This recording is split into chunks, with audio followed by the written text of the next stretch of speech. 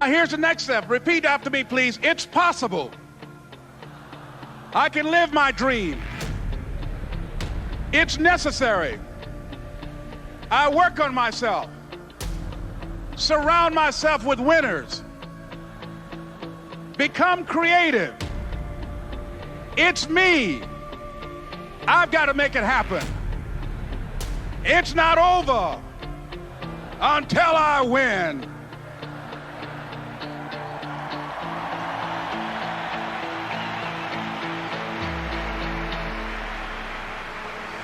The next thing that's important to know, yes, it's possible that you can choose your future and direct the course of your life as you run toward your dream.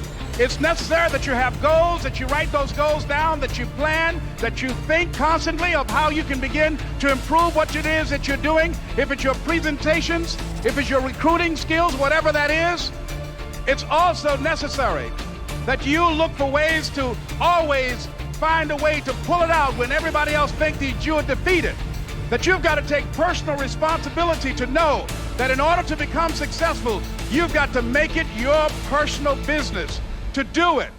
But the next thing, ladies and gentlemen, I want to share with you that some of you already know that it's hard. It's not easy. It's hard changing your life. It was hard when just over 3 years ago, in the Penobscot building in Detroit, Michigan, where I was operating my business, and I fell on some hard times, and I was sleeping in my office. It was hard coming into the lobby, and the security said, "Excuse me, Mr. Brown, can we see you for a moment?" And I said, "Yes," and I walked up to the counter, and he gave me an envelope. And he said, "Would you mind reading it here?" And I opened the envelope, and the envelope was from management that said, "This is an office tower. It's not a hotel. Please do not sleep in your office." And I said, "Excuse me, sir." I said, "I just work long hours in creating my business. I'm an entrepreneur. And right now things are bad for me, but they're not going to be this way always. And I just asked for the opportunity to continue to operate like I'm doing. I'm not trying to make this my home." And it was hard coming through the lobby. And sometimes they would laugh. There's a guy talking about becoming successful. And look at him. He's bathing in the bathroom upstairs on the 21st floor. He sleeps on the floor.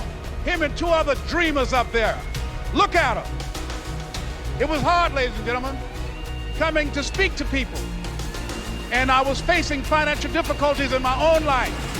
I was behind on my bills and my dreams, and I'm saying to them, you can live your dream. It was hard, ladies and gentlemen.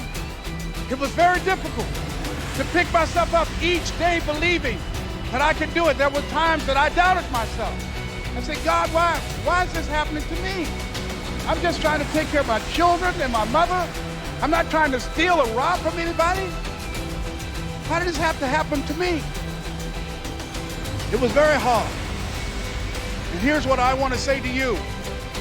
For those of you that have experienced some hardships, don't give up on your dream. No one could have convinced me by holding on, by continuing to push forward, by continuing to run toward my dream, that one day I would have my own talk show. It's a long shot, ladies and gentlemen, from Liberty City, an abandoned building on a floor, never knowing my mother or father. It's a long shot. Being here with you today in this dome in Atlanta, it's a long shot. No college training, labeled educable, mentally retarded, but I kept running toward my dream.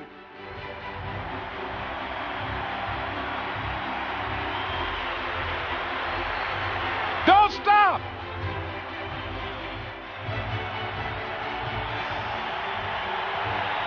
Don't stop.